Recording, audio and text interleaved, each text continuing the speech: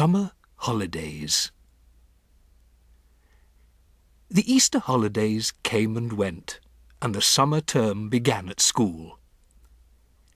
My grandmother and I had already planned to take our summer holiday in Norway, and we talked about almost nothing else every evening. She had booked a cabin for each of us on the boat from Newcastle to Oslo at the earliest possible moment after my school broke up, and from Oslo she was going to take me to a place she knew down on the south coast near Arendal, where she had spent her own summer holidays as a child nearly 80 years ago. "All day long," she said, "my brother and I were out in the tiny rowing boat. The whole coast is dotted with tiny islands, and there's nobody on them. We used to explore them and dive into the sea off the lovely smooth granite rocks, and sometimes on the way out we would drop the anchor and fish for cod and whiting, and if we caught anything we would build a fire on an island and fry the fish in a pan for our lunch. There is no finer fish in the world than absolutely fresh cod." "What did you use for bait, Grandmamma, when you went fishing?"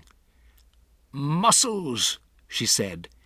"Everyone uses mussels for bait in Norway, and if we didn't catch any fish, we would boil the mussels in a saucepan and eat those." "Were they good?" "Delicious," she said. "Cook them in seawater, and they are tender and salty." "What else did you do, Grandmamma?" "We used to row out and wave to the shrimp boats on their way home, and they would stop and give us a handful of shrimps each. The shrimps were still warm from having been just cooked, and we would sit in the rowing boat, peeling them and gobbling them up. The head was the best part." "The head?" I said. "You squeeze the head between your teeth and suck out the inside. It's marvellous. You and I will do all those things this summer, my darling," she said. "Grandmamma," I said, "I can't wait. I simply can't wait to go." "Nor can I," she said. When there were only 3 weeks of the summer term left, an awful thing happened. My grandmother got pneumonia. She became very ill, and a trained nurse moved into the house to look after her. The doctor explained to me that pneumonia is not normally a dangerous illness nowadays because of penicillin, but when a person is more than 80 years old, as my grandmother was, then it is very dangerous indeed. He said he didn't even dare to move her to hospital in her condition, so she stayed in her bedroom, and I hung about outside the door while oxygen cylinders and all sorts of other frightening things were taken into her. "Can I go in and see her?" I asked. "No, dear," the nurse said, "not at the moment." A fat and jolly lady called Mrs. Spring, who used to come and clean our house every day, also moved in and slept in the house. Mrs. Spring looked after me and cooked my meals. I liked her very much, but she wasn't a patch on my grandmother for telling stories.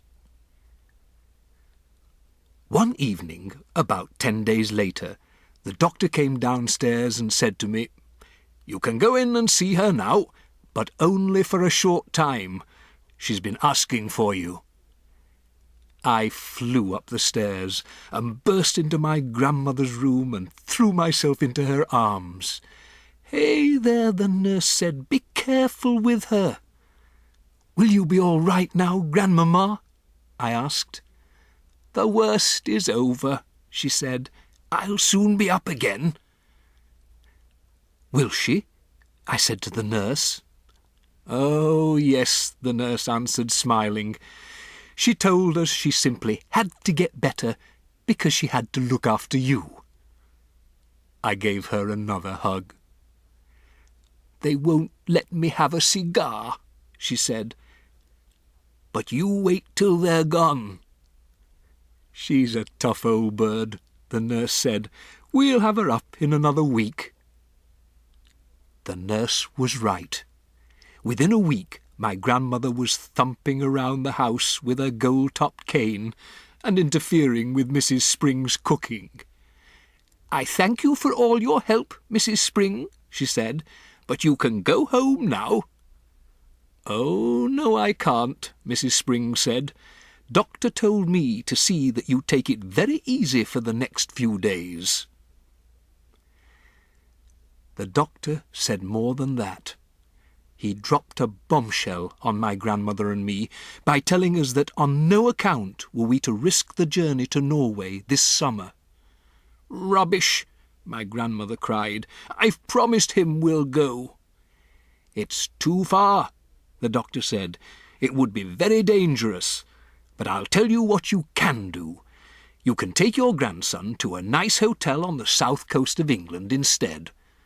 The sea air is just what you need." "Oh, no," I said. "Do you want your grandmother to die?" the doctor asked me. "Never," I said. "Then don't let her go on a long journey this summer. She's not yet strong enough. And stop her smoking those vile black cigars."